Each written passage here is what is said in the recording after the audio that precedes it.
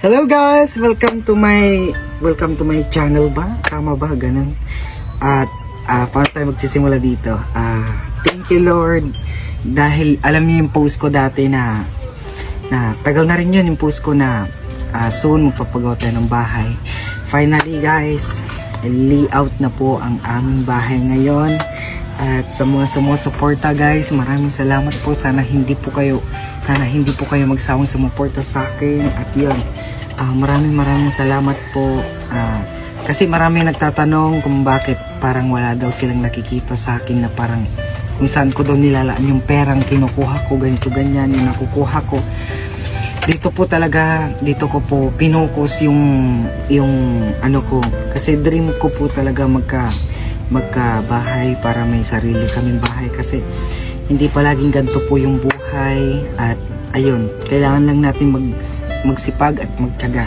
At kahit sobrang hirap, napapanish rin ako, maliligo kahit madaling araw, pero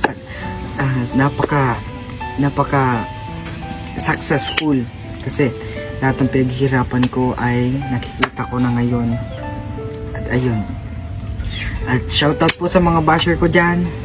Sana maging inspirasyon kayo. At hindi ko po pinagmamayabang. Sana ma-inspirasyon lang po kayo. Ganun, maraming salamat sa inyo. Ayun, thank you.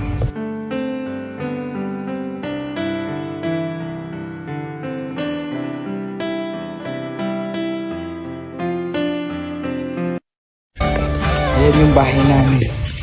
Kaya hindi palaging ganito yung buhay natin. Kailangan lang natin magsipag at magtiyaga. Ayun lang guys. Sana may inspirasyon kayo dito. Maraming salamat po. God bless you all. The more you give, the more you receive guys.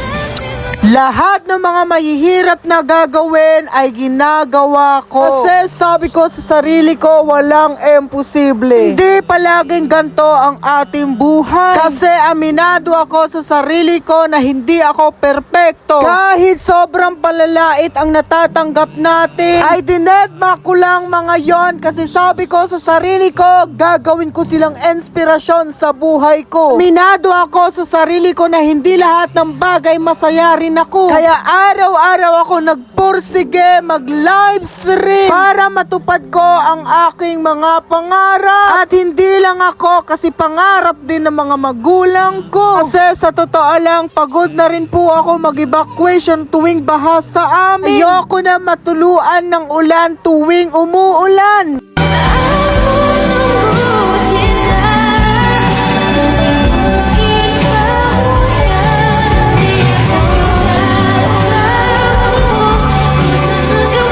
Update sa pinapagawang bahay.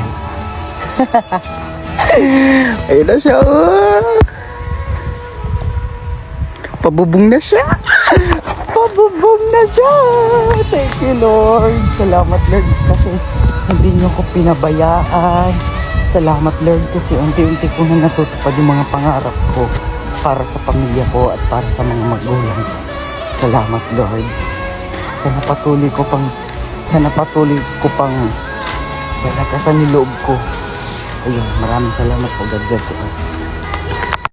The feeling that I'm losing her forever, and without